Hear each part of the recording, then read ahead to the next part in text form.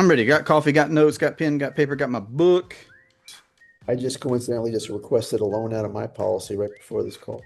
We I did yesterday. I will before the month's up. Let's get into it. Hello and welcome to the Durham Talents channel. My name is Jesse Durham. For today's installation in our round table series, we're going to be discussing debt recapture, debt payoff, pitfalls, advantages, all things concerning the infinite banking concept in regards to debt. We had a great conversation and I hope that you enjoy. All right, fellas. Rob, David, let me say good morning again. We've just been joking and laughing and talking it up. But how are you today? Great. It's a beautiful Excellent. morning. Yeah, was it above freezing or below freezing actually? We actually did have frost this morning, See so there? See there? But you're getting there. we The are. the frozen north is slowly warming up some. Yeah. Okay. Well, we've got a big subject today. And we've already just in our salutations decided we don't know exactly where all it's going. But we also know that it's such a big problem. Rob, let me jump in right where you left off. You were just saying something about 34.5% as it's referenced in the Becoming Your Own Banker book by R. Nelson Nash. What were you just saying about that? I think that's a great place to maybe just pick up what he's saying about the average American at that time. Yeah. So, I mean, Nelson's saying that I just tend to round it up to 35%, but 35% of every dollar, after tax dollar, mind you, goes to paying debt service of some point, and not just debt service, the interest on the debt service. So, if you were to uh, really take a look at each dollar, it's 35 cents out of every one that comes into your hands is going out and going to somebody else in the form of interest. So that's contributing to someone else's compounding curve in their system and flowing away from you forever. And that's really what Nelson was highlighting on, pages 17 and 18 in the book. Right. And like you said, maybe it's even higher than that percentage. Yeah, chances are today we're I mean, I saw somebody kind of digging into it at one point that said it's probably closer to 40 to 42% for the average person today. But I mean, at that point, does it matter, right? Like over 1/3 of your income is flowing out to somebody else. So that's fundamentally where a major problem is for the vast majority of people. So that's really one of the things that we all, yeah, obviously on this call, we try to help people solve. Yeah, I mean, we spend time, and we should, right, in this setting and individually talking about the big detractors to financial freedom, taxation, inflation. There are lots of things to talk about. This one sits very solidly in the realm, though, of personal responsibility. Now, at some point in our conversation, I'd really like to take this idea to a wide view, because if me and my generation, meaning me and my wife, are experiencing something like what the average American is experiencing, and my parents are, and my children are getting ready to walk in on that, when you can really begin to think intergenerationally about how much one family tree is just bleeding out in interest dollars. And I use that language on purpose, y'all. I know that it even bothers some people, but debt and that volume of cash flow that's leaving a household or leaving a family, leaving your future generations forever, is the equivalent in the medical field of a femoral bleed. Like, it doesn't matter how well all the other things are going in your financial picture, you're bleeding out over here, right? And it's perpetual and it's intergenerational. Anyway, that's one aspect, is the debt, the interest on the debt. But if we could picture, and y'all can go into the book where Nelson's breaking up these categories of, well, let's say the average American is saving 10%. I definitely want to talk about that. And then let's say the average American is spending, 40% on living expenses, 30% on home, 20% on car. Maybe I'm remembering those numbers correctly, but it's 100%, right? So let's start maybe with that 10% of savings. So we're spending money in these four, or saving money in these four general areas. What do y'all think about Nelson saying 10% for the average American? What do y'all think about that? Is that Well, so? he was being generous. And I think he did say that because the current average savings rate for in the US, including 401k, including all these different tax qualified plans, is at best 5%. So Nelson was being very generous by saying that person was a little better than the average bear, as he would say. So from that standpoint, we actually that's where I tend to think that the actual proportion is probably a lot larger because the vast majority of people have not overcome Parkinson's law, so that spending is rising to their income level. So as a result of that, they're probably paying even more in interest than what even Nelson used in the book. Which again, I appreciate the fact that he took a very conservative approach to show like this benefits virtually everyone if you apply and implement the concept in the right way that from that standpoint. Any thoughts there, David, about the savings aspect of the financial picture for the average American? I would agree with Rob that the savings assumption is still too conservative when it comes to the general public making sure that they are systematically putting a certain amount of money away as they're carving out their monthly or annual budget.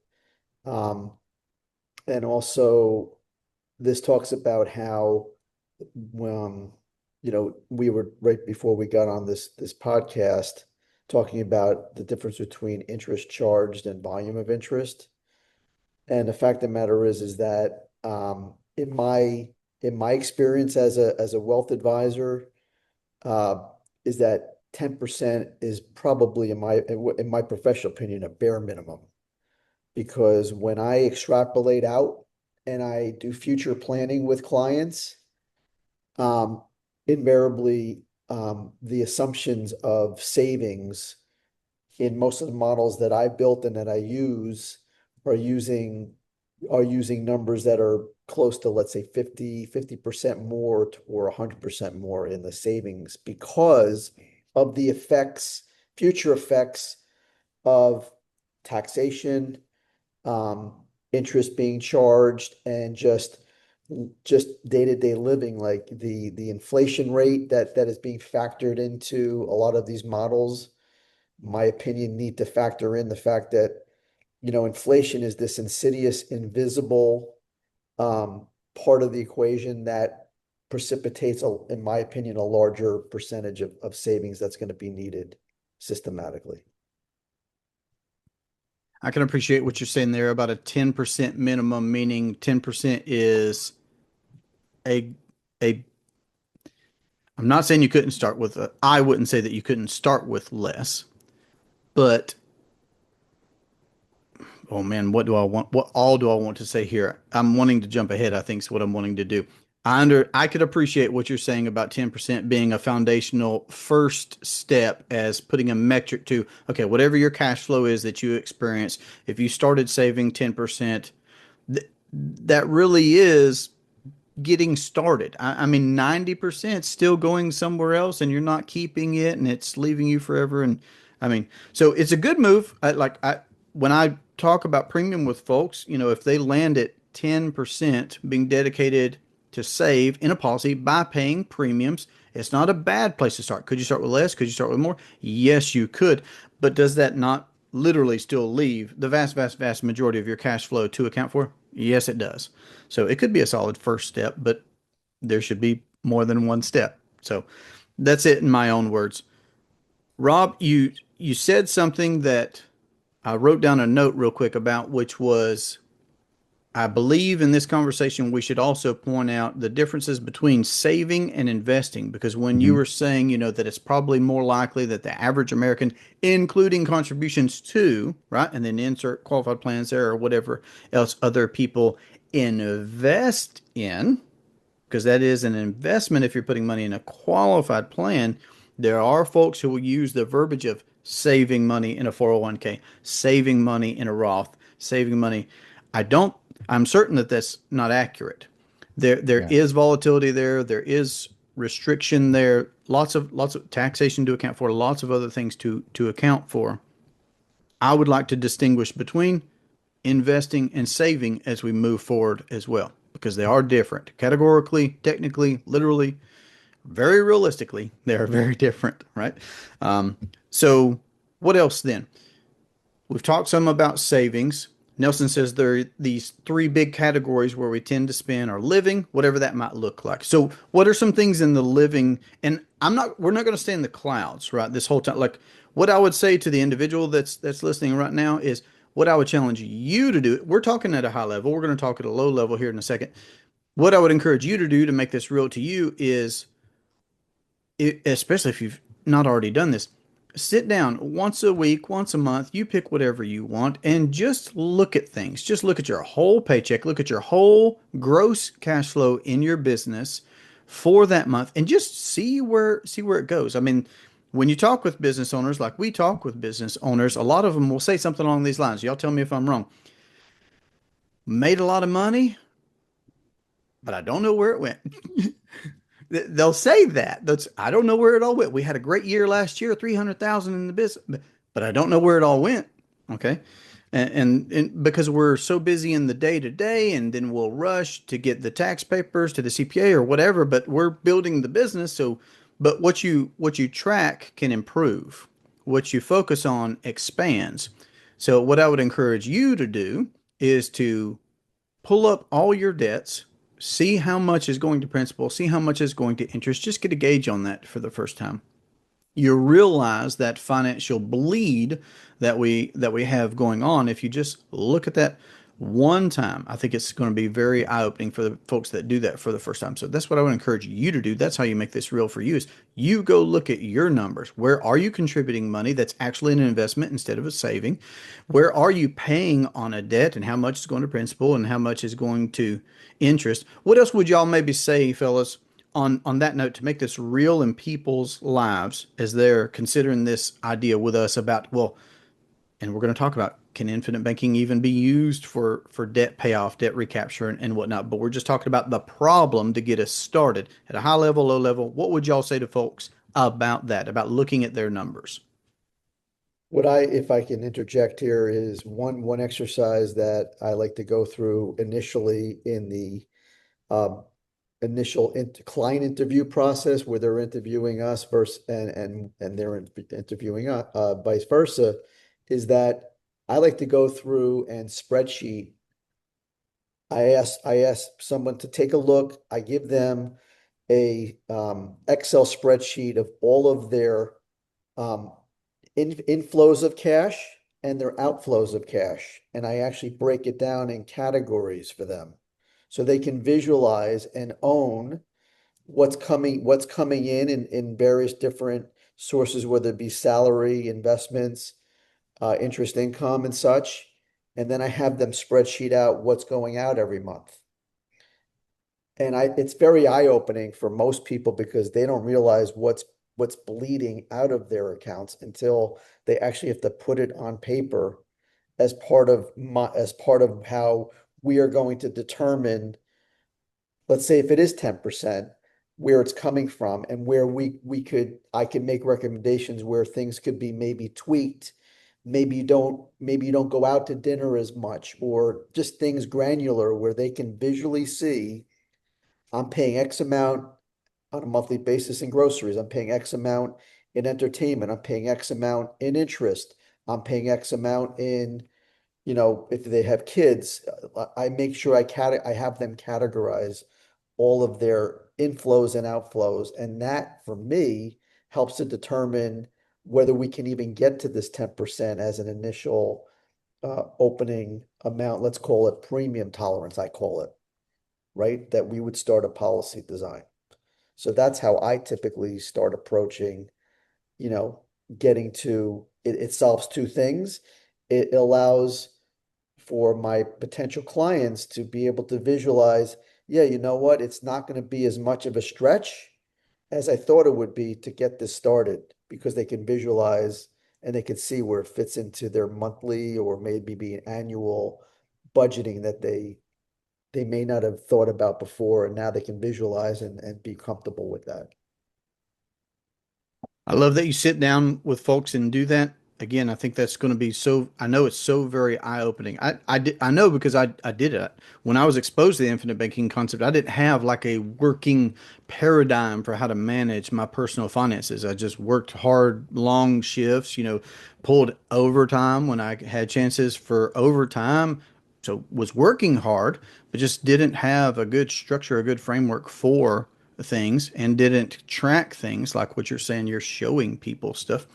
And so now also at durhamtalents.com, I've got what I call the financial footprint. It's a free download. It's a PDF. It's what I use with my clients. And it's where you can go in and put your information for you to see. Here's what I have going here. Here's what I have going there. So I found that to be very helpful myself. So feel free to go and check that out. And then, of course, real time, like what you're saying, David, real time sitting down and pointing these things out to folks, I love as well. So just because you mentioned eating out, let's maybe jump in here on that first law. You mentioned it earlier, Rob. Can't remember if it was before we hit record, but what's that first human problem that Nelson talks about in the book? Excuse me, Parkinson's law. And that's where in most cases, as we use to describe it, your expenses are going to rise to meet your income. And that is probably the most difficult thing for most anybody to overcome. And I think any of us on this call are probably guilty of it as well. So that this isn't something that's like, well, only certain people fall into this trap. It's something you have to constantly force yourself to say, okay, you know what? This is an area where I'm seeing my expenses are starting to rise. I need to do something about that. Why is that occurring? And if my income's not rising with it, meaning that you're kind of keeping that same proportional level, that's different than your expenses rising up to your income. And that's what we want to obviously prevent and avoid. But if you can overcome Parkinson's law, regardless of what system, whatever you do, you're already ahead of the game. And Nelson even has called that out before. So if you can beat Parkinson's law, you're naturally likely to succeed in whatever you choose to do. But it's also very, there's ways I think all of us are a little bit biased in that the infinite banking concept allows you to get to that end target faster. But that's a different conversation for a different time. But yeah, certainly Parkinson's law is something that we always must be on guard for. And because it can creep in and that's usually what happens is it does creep in. It's small little things here or there that we're just kind of like, yeah, we can do that. And before you know it, all those, yeah, we can do that have now gotten you to a point where you're like, where's it all going? And like, it's very real. Right. And that's where if you're not using a financial footprint like I do with clients, or you're having regular conversations with your agent like David, who's able to sit there and point that out to you with a detached perspective and say, hey, did you notice that this category went up by 30%? Like, do you see that? Did you notice that?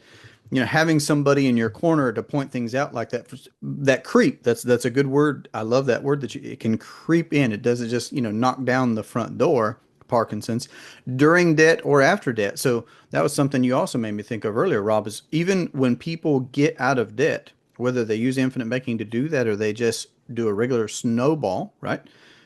It's not like Parkinson's disappears after you get those leeches off of you. Now you're not bleeding out money to the third parties for things that you financed.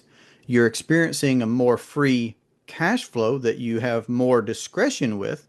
But that doesn't mean that Parkinson's has disappeared. That might be the time. And I'm not saying that you shouldn't do these things, right? But if you start buying the ski doos or like whatever, insert whatever you want right there, then Parkinson's can creep up on you and you could put yourself back into that position or a worse position, or what have you. So I'm just saying, yep, it's a battle to revisit because it'll creep. It's like weeds, it's like you always got to weed the weeds out of the garden. That never stops.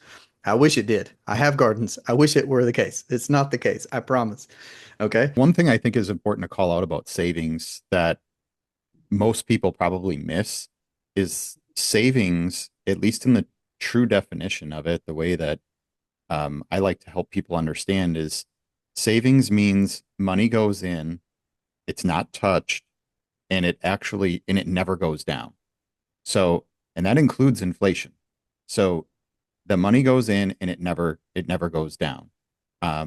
If your money is going into something and it is going down, I would question if that's actually savings. And that's why when we think about 401ks, we think about, you know, Roth IRAs, different investment vehicles. Those are actually investments, meaning there is a risk of loss. So those things do not perpetually go up and never stop.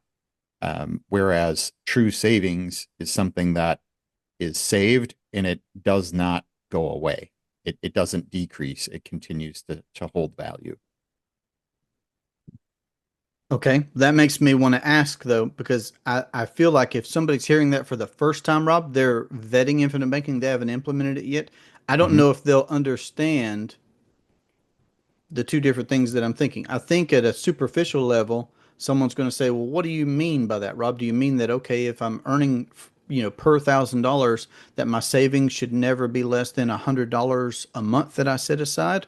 Or are you saying something deeper about no, when you put that money somewhere, that place, that structure should be providing that description that you gave of never going down? Which were Yeah, you saying? definitely the latter. The second one you mentioned. So, um, the the environment that it's in should treat it in a way that it never decreases in value. That's what I'm talking about. Yep. That's another great word, the environment word, along with creep earlier. Maybe now I'll call you Rob the creep. No, that won't work. Okay. Also, if I may interject, is Rob talking about what the true definition of savings is you have to factor in when you deposit your savings somewhere, and we find that most of our potential clients have traditionally saved it in someone else's bank, is that if that money is, there's invisible factors at place that I talked about Mhm. before, inflation, that money sitting there safely, because we consider savings the safest of most people's balance sheets of where they keep their money. If that money isn't at least keeping up with certain expenses, and again, inflation is one of those invisible, but people know about inflation, but until they really factor in the effect of a dollar, basically not at least earning as much as possible the rate of inflation, when they go to pay for goods out in the world, that dollar is eroding and being able to purchase less of a product if it's not at least at a safe rate earning certain rates of return, which we, of course, as practitioners and the products that we use, allowed to account for that safe dollar that's being saved, to at least be able to maintain its dollar value with all of these other invisible and visible effects of that dollar as it's being safely saved. Yeah, and I think on that front, David, a great point is what a dollar bought in 1994, I'm just random year, doesn't buy the same amount today, right? It's different. And that's what David's talking about for people who are maybe thinking about, well, what is that invisible force? What does inflation actually look like? Well, it's that purchasing power of your dollar. It's declining always. And our country, our financial system at this point is set up to gradually decline that purchasing power of your dollar. So unless there's a major shift in how we do money in this country, in our currency and the Federal Reserve and so on, that dollar is always going to buy less. So we have to think about what is the environment that that money is in, that it's going to maintain that same level of purchasing power in the future. And that's what we're talking about with real savings, and that value is not going away. I love this vein of discussion that you're in. David, tell me more about what you mean by making your savings safe. What do you mean by safe? What are the characteristics that you would say are making savings safe or making your money safe? So when I think of safe, I think of, as Rob alluded to before, that dollar maintains its value no matter what's happening, whether it be personally and in people's lives or external forces, i.e. inflation, i.e. typical expenses, interest being charged. So when I talk about safe, I visualize it as a bucket where the actual, let's say, the water in the bucket that you're filling, it's never going to evaporate, and you know that dollars going into wherever it's going to go safely, it's always going to be there come hell or high water. Um, and so safe is, there's different buckets of monies. So, you have your actual savings where you're having dollars that are going, let's say, whether it be into a bank or somewhere else where or under the mattress, where you know that it's always going to be there, it's dependable. That's what I think about when I think about safe. Perfect. Well, and that's what you made me have a couple of strong feelings of, okay, well, he's talking about, and you used words, it's going to be there. So it's accessible. You said it's going to maintain its value. So it's not depreciating. It's not going down and liquid. So those types of things, but we can go further. So that description makes me think about a conversation that I had with a young man who's seeing infinite banking much earlier than I did. That's very exciting for me. Jumped on my calendar. We're talking just the other day. And he's actually so young in his experience. He's asking great questions. He's obviously been paying attention, watching a bunch of my stuff. He's asking great questions, but his life experience even left me with some places where I had to use different analogies, different examples, because I'm explaining what a HELOC is for the first time, actually, for example, right? Just to give an example. I'm explaining how a HELOC works or how even a mortgage works. Doesn't have his own place yet. Young man, right? But good job, hard worker, all these things. So I started to talk about, well, value being built up in a home. As you make mortgage payments, the value can go up in a home. There's equity that you may or may not be able to leverage if the bank will let you, and it's going to be on their terms. But that's a brand new example for him. Now, for lots of folks, it's not going to be a brand new example, right? And I have those clients. But the idea of saving money is so important. It's got a lot. So what I'm thinking of is I'm reflecting on that discussion that I had with him where I'm talking about, well, you're used to putting your money here because for him, not having, you know, a mortgage experience and other examples that we could use, he had a savings account. So I just got to ask him, it's like, well, so what are the advantages of saving in that high yield savings account at your bank, your credit union? You tell me, please, just to get a gauge on it, where's things at. And he's saying things like what you're describing, David. It's safe money to him, right? Like it is accessible. It's maintaining its value as far as he knows at a superficial level, meaning if he's deposited $1,000 there, then he expects $1,000 in return when he's ready to go get it, right? Which doesn't account for inflation. So that was a future topic, that we got to build into. And then he's like, well, I think that's it. I get some growth on that. And then, of course, I pointed out to him that you're taxed on that growth, the interest that you earn on money there. And yes, it is accessible and it's, relatively safe at the bank. And then that's where we stopped. It's like, that's where the advantage is in the environment, Rob, because I want to go back to your word Hmm. of environment. Those were the extensions of that environment, saving Yep. money there. And there are so many more elsewhere in whole life insurance policies that do account for Hmm. inflation, that do account for legacy, that do account for privacy, that do account for control, that do account for, so many things. And so I want to get to those things. All right. So what are the advantages? Let's stop and talk a bit about savings here.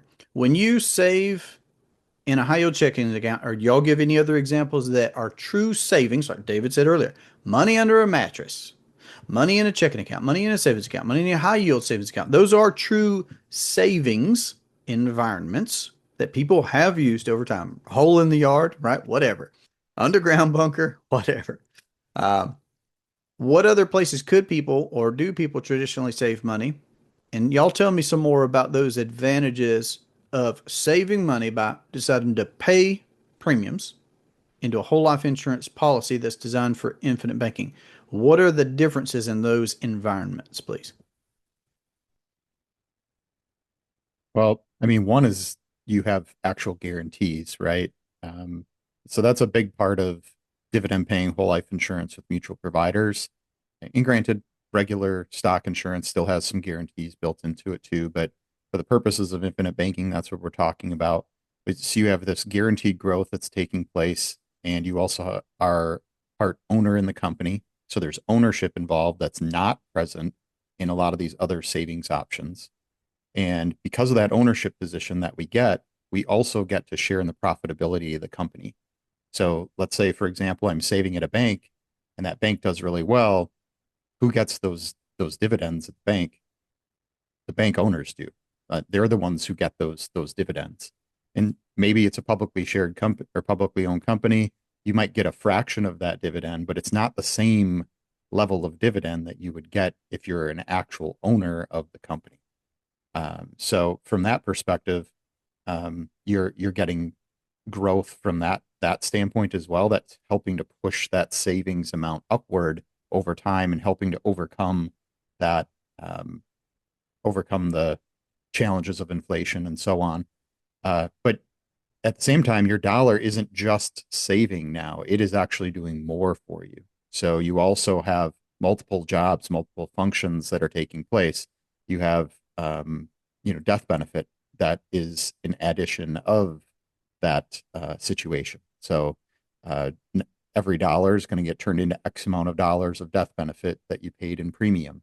So it's doing that job. So it's helping to provide a legacy, provide a um, level of security for your family that you maybe wouldn't normally get. And then the way that we can structure a policy also provides us some liquidity access. So short term, that might be a little bit lower, but over the long run, as that grows, we can access the money while it continues to grow and not impact that growth. So we're getting these accesses to do multiple things in a savings vehicle, and that's just wholly different than what you would experience in any other type of savings environment. Whether, obviously somebody's saving under a mattress or it dug a hole in their backyard and put it in a jar. Sure, you can do that, but that money never grows. It just stays there and it loses that value and over that time.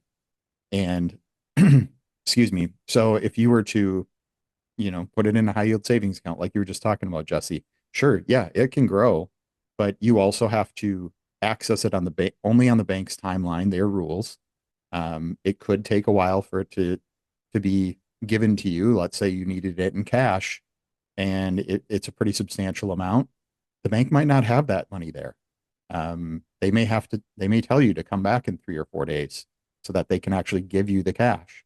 So there's a lot of these limitations that we don't necessarily see or aren't thinking about. And we don't have to go into that level of depth necessarily, but it's important to understand like there are more things going on than just I open an account at a bank, I put my money in, and I can get it out whenever I want. There's actually a lot of fine print in those agreements that you sign at the bank that tell you how you can and cannot access that money over time. Whereas, like what we're talking about, we have contractual access, contractual guarantees that it's contract law. Like it can't be broken. It's an agreement between you and a company, and they have to abide by that. It's one of the biggest or strongest types of law that exists in our country is contract law. So I know I said a lot there. There's a lot of different ways we could take it, but when I think about those environments, there's that environment of dividend paying whole life insurance treats the money extremely well. And other environments just don't have all those extra things to treat the money in the same way. No, you're right. You mentioned two for sure. You mentioned a few, but two for sure that I got to use in my discussion with this young man. We're actually meeting again in 2 days. No, tomorrow. Tomorrow. Having lunch tomorrow. Getting him the book, meeting in person. I love it when I can meet with somebody local. pointing out that the banks don't share the profitability with us.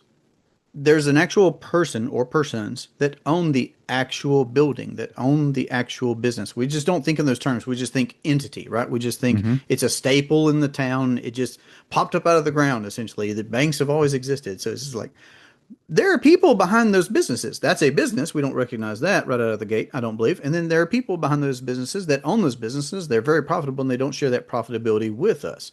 But when you're saving money by paying premiums into policies and you're part of a mutual company that makes you a part owner, dividends, right? And then that leads me to say that another thing that I pointed out to this young man was compounding. Then you can actually experience real compounding because that compound curve of the cash value growing in a policy must eventually equal that death benefit. And it's not interrupted in the same way by, well, what if I need to leverage that?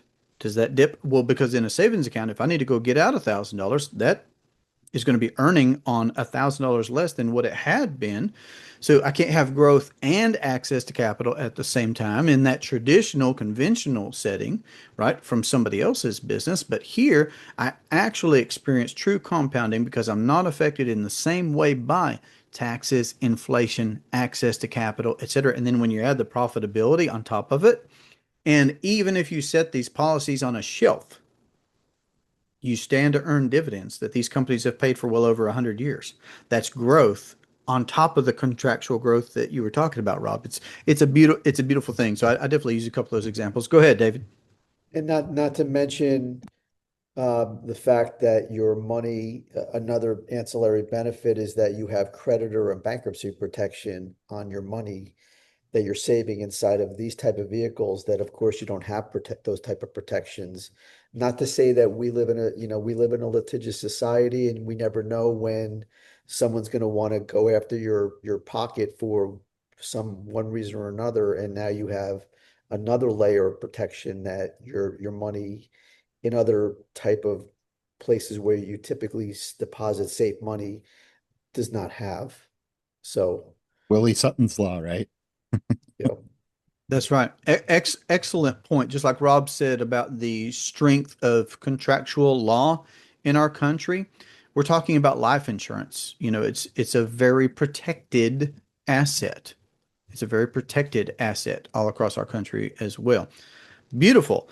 Is there anything else there about savings? I know that we're not talking about the nuts and bolts of debt recapture and debt payoff just yet, but like you said earlier, Rob, if people just grasp Parkinson's law and beat it and realize that if they're not saving, they should be, and if they are saving, that there's a more advantageous place just to save. Like David, I know you've mentioned in prior roundtables, like if people just reposition their savings plan, their savings discipline, whatever that looks like currently, if they repositioned that into premiums, into whole life policies, and they get all these advantages of that environment, that private environment, they're so much further ahead of where they would have been otherwise, and certainly much further ahead than the competition, right? Whether you're a household or a business owner, like if you're a business owner and you run your business just on that, beating Parkinson's law and saving capital in a more advantageous place. I mean, most businesses don't make it past the first year, right? Like more than 9 out of 10. And then over the next 5 years, that cycle repeats itself again. Well, if you address Parkinson's law and have capital and access to it, you're going to beat the competition in whatever space that you happen to be operating in. And same thing for a household. You're not going to be that average American that Nelson was talking about. But unless y'all think of anything else around savings that we need to mention, and we have distinguished between David describing the safety of savings means safe, liquid, accessible, guaranteed, and some people use verbiage of savings that are actually describing environments of investing. There is risk. There people are putting money where there is risk that it could go to zero and all other kinds of implications. But beyond savings, if we get further into debt, the big question, of course, of this topic is can people use the infinite banking concept to get out of debt? I'd like to get y'all's high level answer real quick, and then we can get into the weeds of it. Yes. High level. Yes. All right, I'm a yes. I'm an absolutely yes. What's your take on it, David? absolutely. Right. Cool. Then, if anybody hasn't, I mean, I actually share my story, my history of me and my wife. We get married right out of college. We both start working full time. We intentionally delayed having children, not for any other reason other than we were just enjoying each other's company, just enjoying being married, right? But we were both working long 12-hour shifts in our respective careers. We'd paid cash for some things. Actually, maybe we'd paid cash for everything early on. Later on, children came in. I launched a business. No, I did start out with student loan debt, so that one I had from the start for sure. But then car loans and then credit cards and then medical expenses are three other categories that did come along more when we started having children. Okay. So I would say that that average American of we had the student loans, credit cards, car notes, and medical bills along the way, right? And we were still paying for some things cash along the way too. A vehicle here or there, whatever. There were things that we paid cash for, but that creep came in, Rob. That creep Mm-hmm. came in.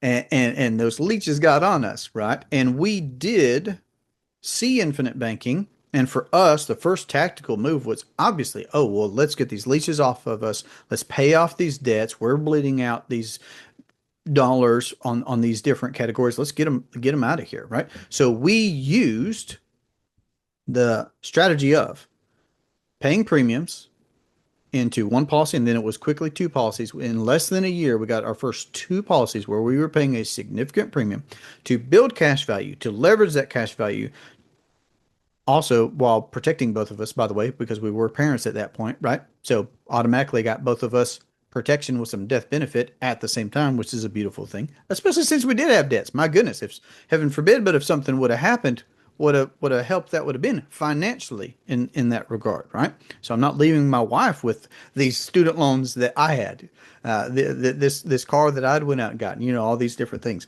But we did do that. We did use our first policy loans to begin paying off credit cards and stuff. And then we just ratcheted it up through and to the policy or to the student loans, to the family car that we had at the time. And now we've since financed another car from our family banking system of policies. So we've done it. And I share that in my full presentation video on my website and YouTube channel. I've lived that out. But because I've lived that out, I also know what that looked like behind the scenes, right? Of it didn't happen overnight. It was not magical. We were paying what were significant premiums for us to even get that started. So that meant there had to be a change in where cash flows had been going. David, they were going to disadvantageous places, right?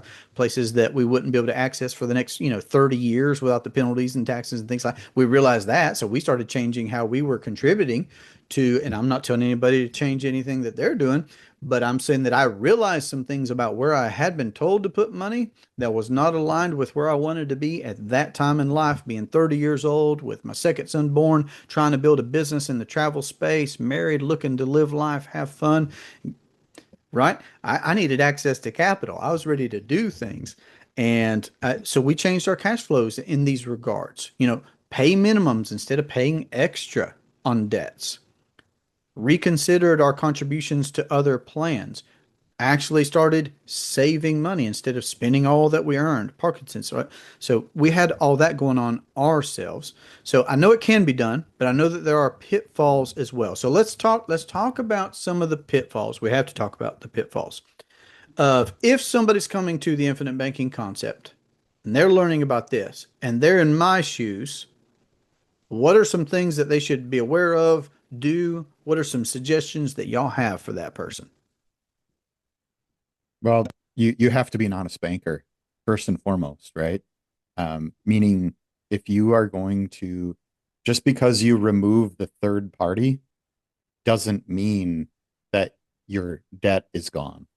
Like all you did was bring it in-house as opposed to outsource it, which is a good thing because if we think like a banker, our loans become assets. And that's something that most people have a hard time grasping onto is policy loans do not operate in the same way that a conventional loan works, but you also are, every time you make a repayment, you're increasing capital availability again. So you're improving your situation. So from that angle, um, you do have to be an honest banker. You have to make those loan repayments, and the so that is a potential pitfall that some people may have. They might say, "Well, I can go get rid of this payment," and then they don't do anything. Like that is Parkinson's law, right? Like you went and accumulated and you had some extra money, but you spent it, but then you didn't do anything with the surplus that it then generated in your financial system. So not applying the system to your finances at that point becomes a problem. And I would say that is a pitfall that people can fall into, at least early on in the process, perhaps. Or, maybe uh, they they do capitalize the system. They go take all this debt, but then they still then they just stop. They stop paying the premium because they haven't changed their mindset enough to say, well, they look at it as an expense and instead of capital accumulation. So that's another thing that can happen because people get like, let's be honest, some people may not be in the best position to actually start this process if they haven't adjusted their mindset, their thinking first. Rethink your thinking is a huge thing that Nelson talks about consistently throughout the book that we have to be doing through the process. If we're not going to rethink our thinking and we're going to think of the policy as an expense and we're going to think of some of these things as expenses instead of cash flows that can be redirected, well, then we may end up in a situation that's not as beneficial.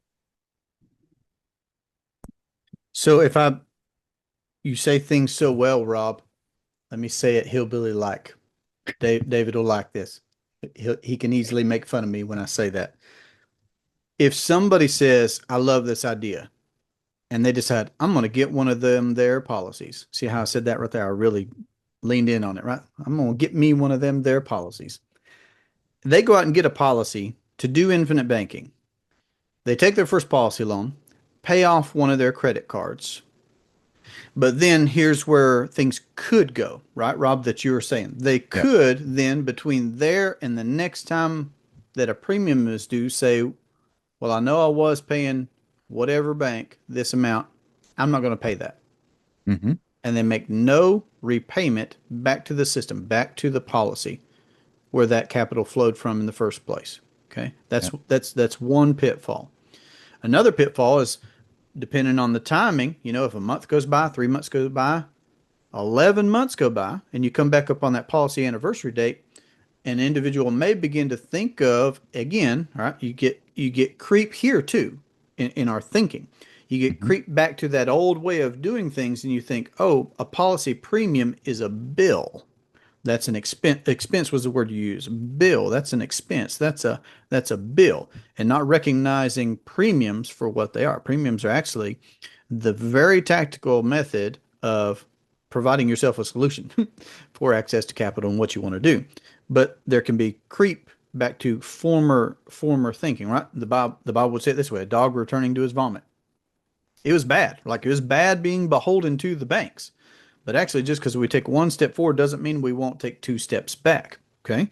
It's something that we have to constantly do. Parkinson's, we got to constantly address. Rethinking our thinking, we got to constantly address. Being a banker, we've never been a banker before. Just because we did one banking thing doesn't necessarily mean that we're an honest banker, like you were just describing, Rob. Right? So those are some pitfalls that people can run into. I'll go ahead and say this while I'm thinking about it. I have had people land on my calendar. They've read the book or going to read the book. They've watched my presentation video or they've done something to get to me. That's how people get to me. You got to do something. You got to read the book. You got to watch my presentation video. Then we'll talk about infinite banking because we can't talk about infinite banking if you've not looked at source material, right? But I've sent folks away and said, hey, I'm not sending them away without a plan, without help. Say, I'm a lifeline for you here. My phone works, right? My suggestion to you is go out and save $1,000. I've said that before. I've said to folks, let's talk in a month. Go save $1,000, okay, and get back on my calendar because you can go out and read this book in the meantime. You can watch more of my stuff in the meantime. We've looked at your finances. We need to change some things. If you want to work with me, we need to change some things. Go out and save $1,000. Let's talk in a month. I've done that before. Now, the reality is that the vast majority of people that I say that to don't come back. And I'm still here. I'm still living my life in this paradigm of system of, eight to date, eight policies. We're financing all kinds of stuff of our lifestyle this way, right? And helping people all across the country professionally. But there's human problems. Like, I'm saying that not to be pessimistic. I'm saying that to just point out the reality that if you're listening to this and you want to be different, do something different. Einstein's credited with saying, the definition of insanity is doing the same thing over and over again, expecting different results. And that applies to all of us. So I just wanted to put that out there. I don't want people to think that it's magical. I started by saying, yes, you can pay off debts. And actually, I even use the verbiage recapture debts. The wording you said earlier, Rob, was there's still debt. You're just bringing it in-house. You own it now. Now it's an asset on your books because you're the banker, right? When you're paying premiums, taking policy loans, paying other things off, or financing other things, you own that now. It's in-house. So I call it debt recapture. You're not just paying off debt. Also, by the way, you're getting all those advantages that David enumerated earlier when he's talking about privacy, when he's talking about protection, when we're talking about Mhm. addressing inflation. You get all of those advantages by doing debt recapture with whole life insurance policies by implementing infinite banking. But I wanted to say that about telling folks, go save some money. And then let's talk. Show me something. Show me something that you see, the error of your ways, and you're not unique. I'm not trying to bash anybody. It's like I've already put my own personal story out there. We were tens of thousands of dollars in debt when I saw this concept, right? But go out and save some money first. The hardest thing, and Rob alluded to it a little bit earlier, is the perception that when you make a premium payment, that most people will view that as a bill, that they will, when push comes to shove, they'll make it something that in their mind is optional. Do I pay it? Do I not pay it? So we have to be careful when it comes to speaking about what premium represents. It's basically expanding your already existing system, but you're creating the system now that you're now taking ownership of, because those dollars that we're depositing in someone else's institution, we're basically giving up complete control of that dollar to someone else's system. So when it comes to premium, the idea of premium, we need to, as practitioners and such, need to be, be able to re-educate, as Nelson talks about rethinking thinking. This is not a bill, because people, I feel, do visualize. I don't know if you guys experience this. They visualize most of the time. Most people, thankfully, it's on automatic draft, but there are some people that will physically get an annual bill or a quarterly bill from the insurance carrier. And it's important that people understand that this is money that you're just redirecting. You're not, it's not being depleted, because most people, when they think about a bill, right, a premium bill, it means money's being asked to go out of somewhere, and I'm never going to see it again because I'm paying for something.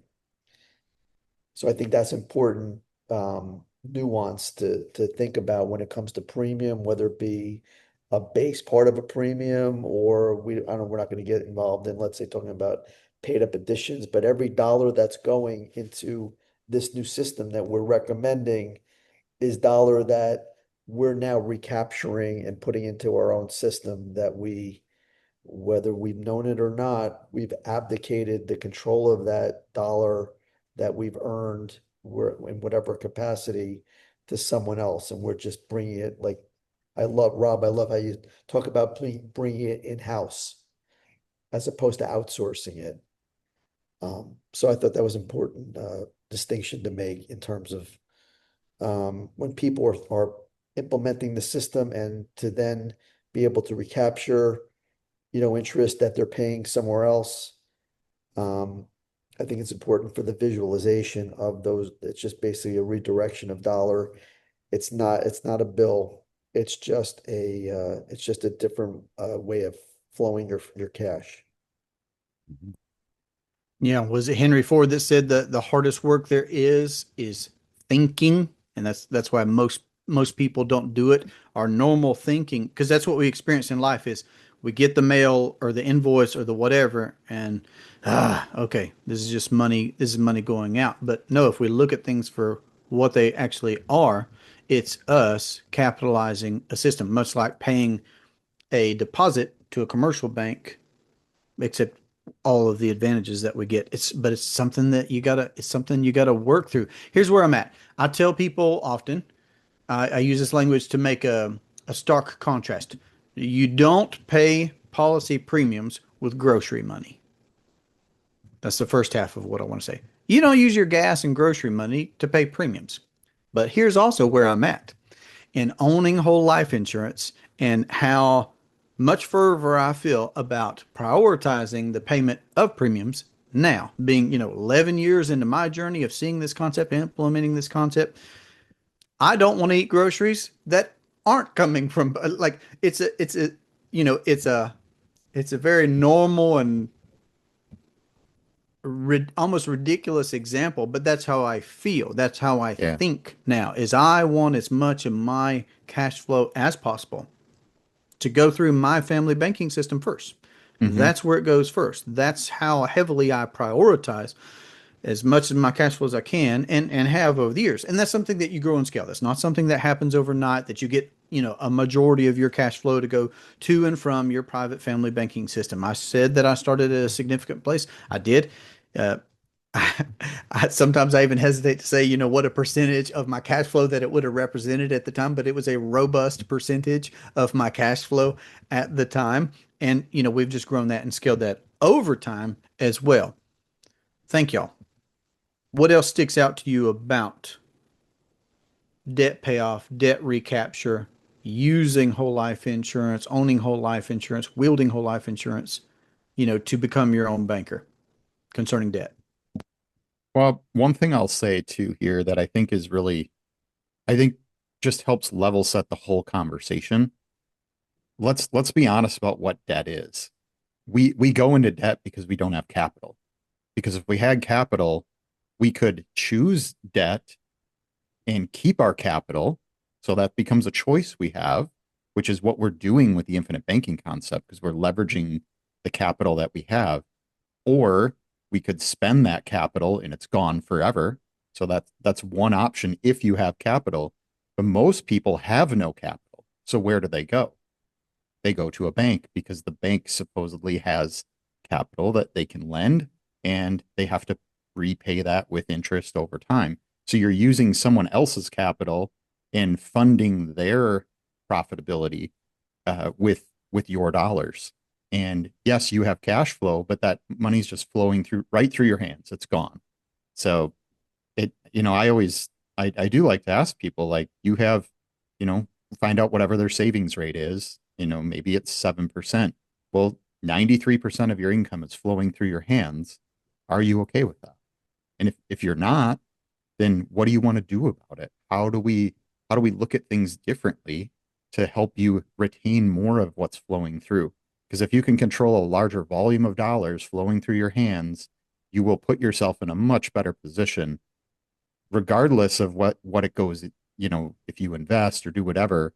If you're utilizing the infinite banking concept, you're putting it in a place that's safe and still allows you to go do all those other things you were going to do anyway. But I, at the end of the day, the most simplistic aspect or the reason why there is so much debt is people are undercapitalized. That's whether you're a business, if you're a business owner, what's what's your lifeline? It is your capital. It's your capital sources. And if you don't have in a ready access to capital, your business will not survive. That's just plain and simple. And a household is no different than a business that way. If you don't have access to capital in your home, in your family, then it's chances are financially you're not going to survive either. So what we want to do is how do we create this capital source? And that, I mean, so much of what we've talked about today ties back to that concept of when you're using infinite banking, you are building a capital source for not only for you today, but you're also building one for future generations to come, particularly when you take the time to educate and help them understand how important it is to use that wonderful capital source that's ever just continually going to grow if you take the time to set it up the right way. But yeah, I mean, when I think about debt and I think about some of these different things, that that's the biggest thing is we are not, our society does not teach us to capitalize. And because of that, we become slaves to that debt construct. Yeah, beholden. I like using the word beholden. We're beholden to the banks because it implies financial servitude, Yes. financial slavery. We're beholden to the banks, their control, their rules, their access, all that stuff. Yep, it's hard to go out of business, Rob, when you got money, Hmm. right? If you're in HVAC or whatever it is that you're in, right? You that's listening to us, it's hard to go out of business when you've got money and your competitor doesn't. So not only are you, likely to excel yourself in the business that you would have otherwise had, but when that business goes out of business, there's a void there. There's a vacuum. The market has spoken, right? And you get to advance even that much more. That's what sticks out to me. Hard to go out of business when you've got money. Let me say another one-liner because I feel like we've covered it, but let me underscore it because I do think that we should. Infinite banking is not magical. Policy loans aren't magical. Just because you take a policy loan doesn't mean that you've made money. Doesn't mean that you've experienced growth by taking the loan. You have experienced growth and death benefit, and you're available for dividends as a part owner of the by paying premiums. But there's no magic that happens when you take a policy loan. Now, what we can do with a policy loan by being the banker. Can I go out and procure myself a cash flowing asset? Yes, I can. Can I go out and finance something privately that otherwise, I would have paid, ridiculous interest, these credit cards. Think the 33% interest on, you know, am I saving myself money by doing that? Yes, yes, I am. Can I go out and consume something that I would have consumed anyway and do it on my own terms and that be advantageous to me mathematically? Yes, right? So it's how we use capital. It's not the actual policy loan that's magical or anything. Is there anything, did I say that well? Is there anything that y'all would add to that idea? What you're speaking into is um, just because your system's being created through these designs of policies, and just because you have access to your capital doesn't necessarily equate to a successful system unless you implement, you know, discipline and behavioral patterns that will um, increase your levels of success. So just in and of itself, creating the system is only half the battle, I think is what you're alluding to. It's how you handle the system, the discipline you adhere to, and the consistency of that. Those behaviors will much more dictate the success of the system. Correct? Yeah, I love what you say there, David. What that brings to mind to me is you can have the greatest tools in the world, but if you don't follow the right processes, understand how the machine, how the tools work, and then you follow those actual steps, it's not going to work right. And it isn't going to do what you expect it to do. So that you can have tools, you can have these different things, but if you don't understand, you can even put the system, the structure in place. But if you don't understand how to operate within that structure, it's not going to work the way that you expect. And that's really important for people to understand. And that's so that just reiterates to me why Nelson spends what over 1/3 of the book on the human problems, the human conditions. It's all about how we think.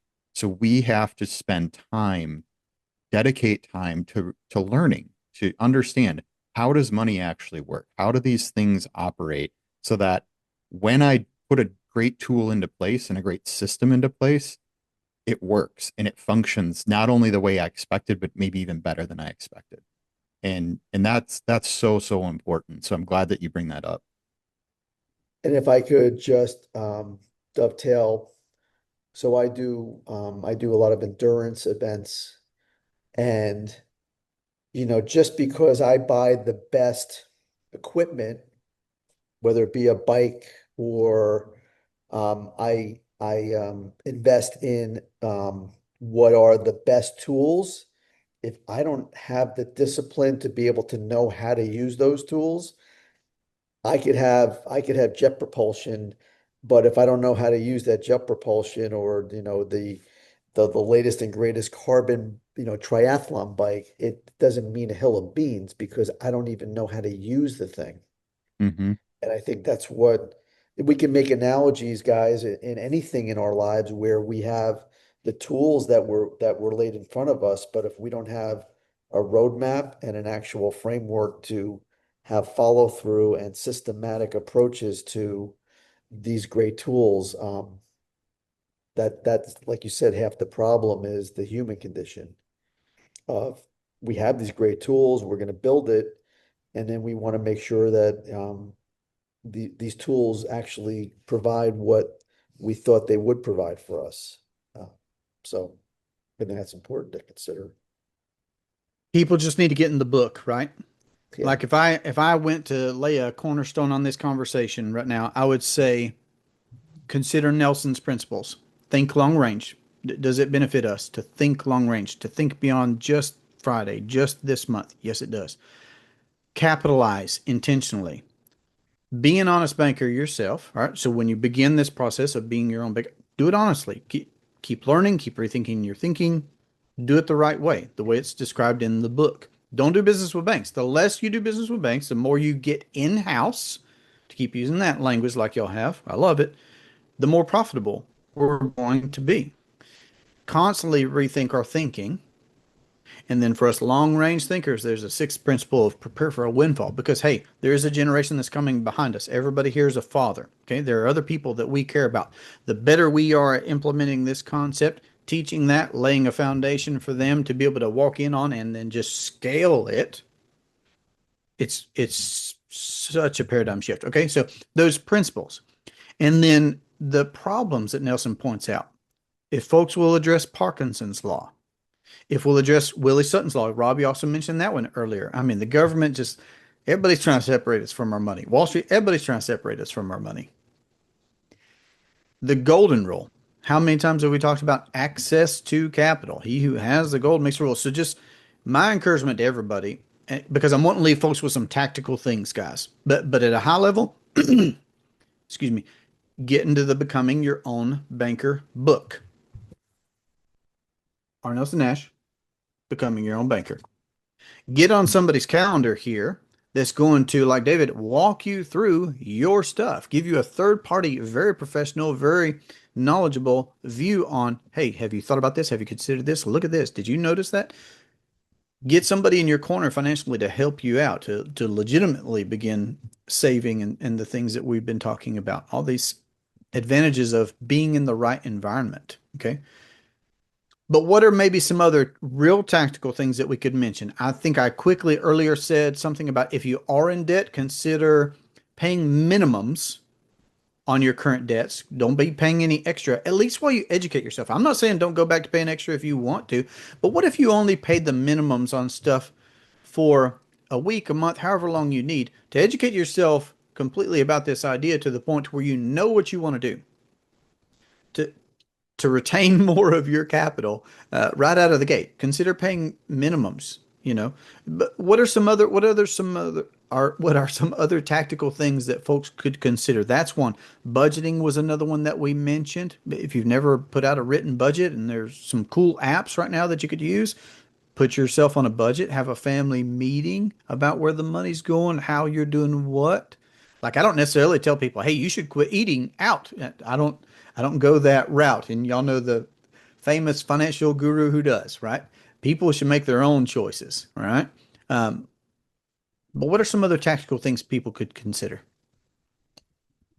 There are also other um, monies that people will traditionally direct out of their paychecks or their earnings, i.e. into retirement accounts, whether it be 401ks or making IRA contributions, or they're placing monies somewhere that they feel they're going to be able to safely depend upon at some point in the future. Those are discussions I have with clients as well, where there could be, looking at the entire picture, a basis to recommend that dollars that they are designating out of their paychecks into these different vehicles, that with some, not necessarily taking everything that they're redirecting. I do believe, of course, that companies that do match somebody's contribution, that's free money, so to speak. So some things that I will look at is going up to the match if someone's making, let's say, a contribution, because a lot of people, I find some in my conversations, people are putting away 8, 10%. And to me, those are dollars that could be redirected above and beyond. That's one thing that I would recommend that listeners take a look at. Rob, if you have some others. I'll tell you right Um, now, Rob, you're going to go, but I want to come back to that subject, David, about free money. I want to come back to that one. That'll be that could be a topic we can cover later. I want to get in on that one. It's debatable that it's free. I get it. Nothing's ever free. I know. Well, no, I was going to say one of the things that really stands out to me was just from my own personal experience of utilizing the infinite banking concept to get out of debt, so to speak. I found infinite banking rather late in my debt expulsion journey, if you want to call it that. So I only had a truck payment left, other than a small balance on a credit card, and I'm like under $5,000. So that's all we had for debt.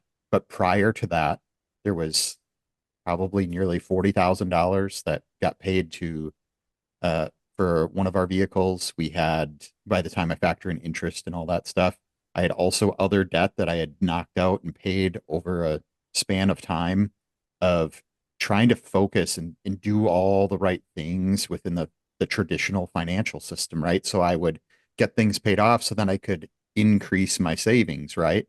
So that's what we're taught to do. So in some respects, we were already starting to overcome Parkinson's law because we were paying things down. But at the end of it, what do we have left? If I get out of zero, or I get back to zero, meaning I paid off all my debt, I'm no better than the guy that's homeless on the street. He's debt free too. So I mean, granted, yeah, I have a home and all that stuff too, but regardless, there's no difference there. Had I been implementing the infinite banking concept, what would I have had after the fact if I retired all that internal debt? So, like, I took it all in and paid it all off. Well, now I would have this huge pool of capital. All those dollars that flowed through my hands, I would have retained the vast majority of those. Plus, I would have significantly more death benefit for my family.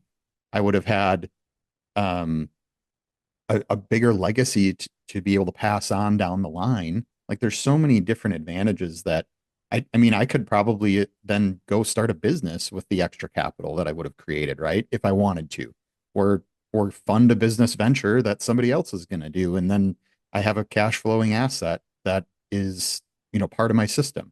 So those are the things that really stand out to me of what are you left with if you're really focused on debt, what do you have left when it's done? And that's the big advantage I see with the infinite banking concept and using it to help get rid of debt is you have a lot that you can show for all of that effort of overcoming Parkinson's law of, working hard and paying things down. You have a lot to show for it when you're done. And that's just one thing that really stood out to me that I was like, man, I look at how much flowed through and how much was left, and I'm like, You can't go back and fix it, right? So we all have to start someplace. So you just have to take it for what it is. And now it's about moving forward. Now I know. Now it's about how do I teach other people? If they're in debt, let's look at how that money's flowing through your hands. Maybe we can position things differently, treat the money better, create a system for your money to flow through. And then when you do that, you're that much better off down the line. So there's one of those things that really jumps out to me is, and kind of as we sort of wrap some of this conversation up.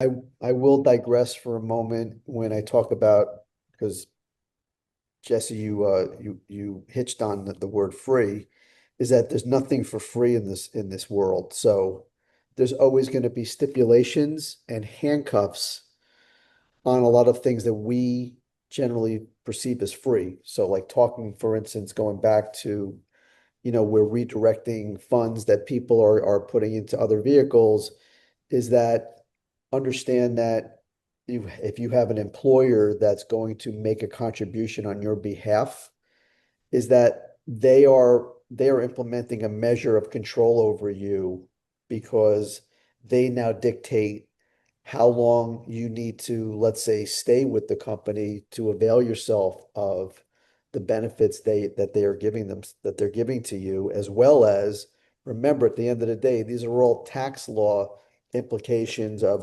what companies end up doing. So the company, if a company is giving a contribution to an employee, remember that that's an item on their balance sheet that is now a deductible item. So remember, there's always stipulations on things that are perceived as free. So that's another reason why I would strongly urge people that are wondering where I can find dollars.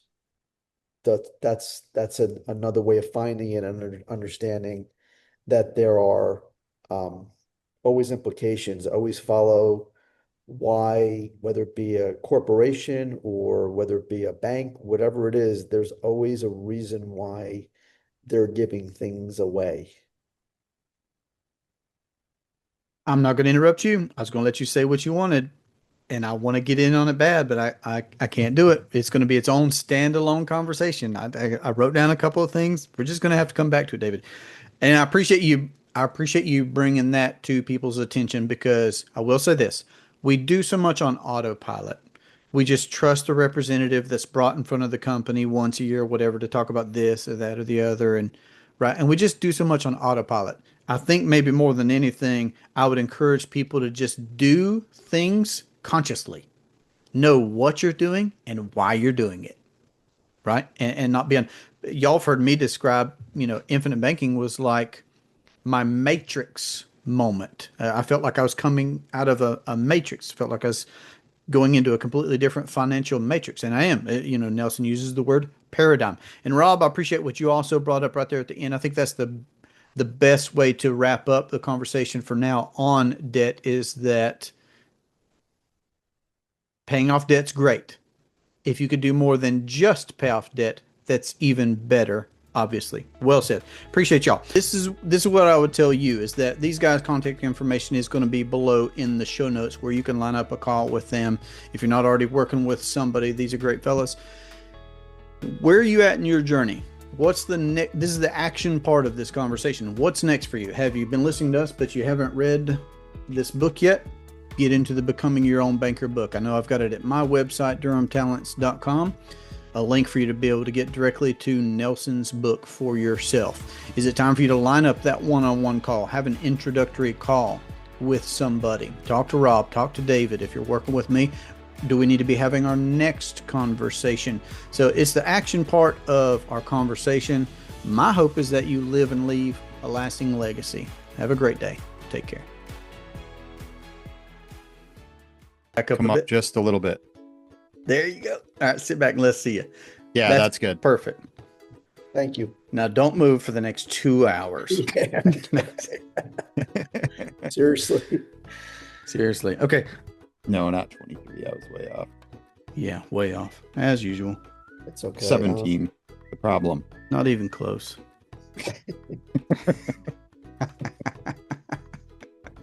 Oh, that's good. Man, laugh and talk about serious stuff. I love it. Well, that's what makes life fun, right? I think so. I think so.